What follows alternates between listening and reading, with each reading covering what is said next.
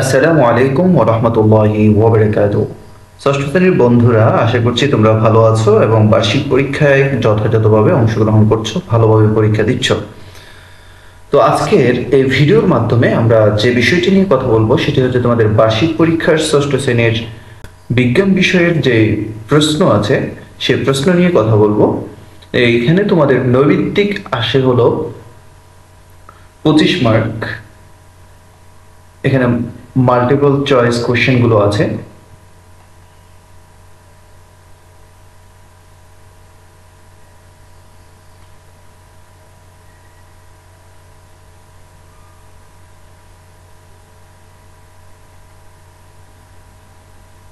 এরপরে তোমাদের এক কথায় উত্তর দাও, এটাতে 10, তার মানে এখানে 15 মাল্টিপল চয়েস কোশ্চেনে, আরেকটা হচ্ছে এক কথায় উত্তর, এখানে হচ্ছে 10। তো এখানে এক কথায় উত্তর দেয়া আছে, এক কথায় উত্তর তোমার দিতে হবে 10টি। এখানে 10টি দেওয়া থাকবে, তোমাকে 10টি উত্তর দিতে হবে। তো এখানে প্রশ্নগুলো দেওয়া আছে, একটু দেখে নাও।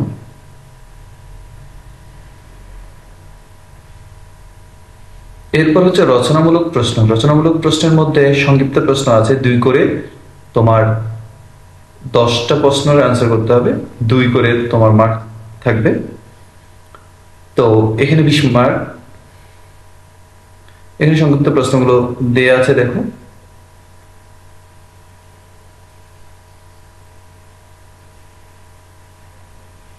এরপরে হচ্ছে রচনামূলক প্রশ্ন।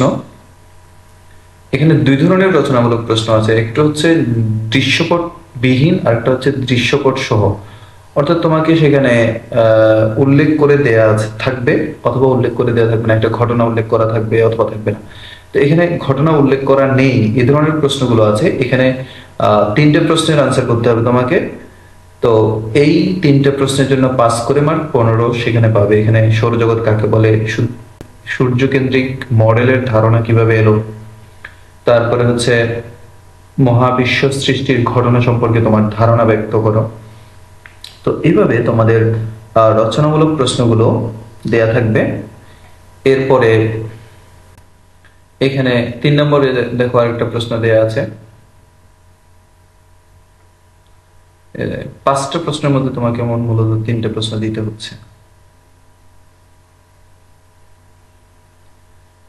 এরপরে দ্বিতীয় যে রচনামূলক প্রশ্ন, তোমার দৃশ্যপট নির্ভর রচনামূলক প্রশ্ন। এখানে হচ্ছে যে একটা ঘটনা দেয়া থাকবে, অথবা 2টা ঘটনা দেয়া থাকবে, এগুলোর ব্যাখ্যা করতে বলবে, অথবা এগুলো আহ কিভাবে ব্যবহার করা হয় যুক্তিযুক্ত আলোচনা করো, এই ধরনের।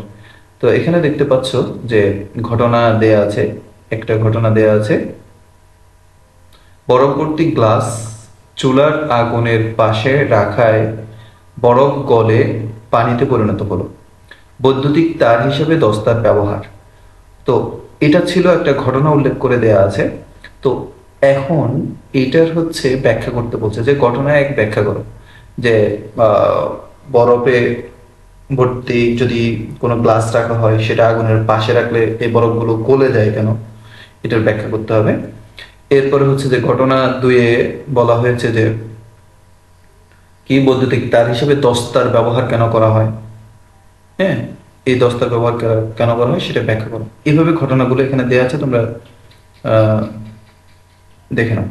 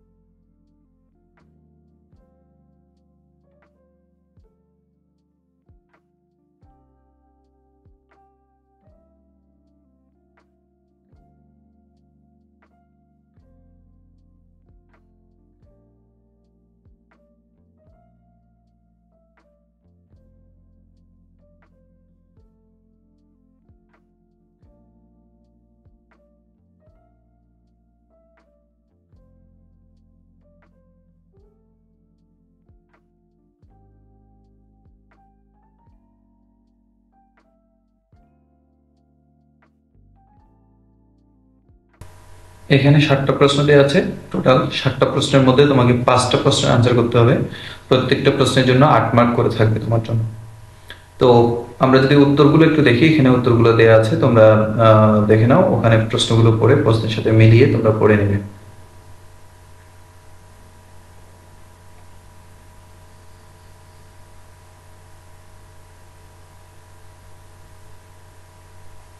এরপরে সংক্ষিপ্ত প্রশ্ন যেগুলো ছিল সেগুলোর উত্তরও এখানে দেওয়া আছে, তোমরা পজ করে দেখে নিতে পারো।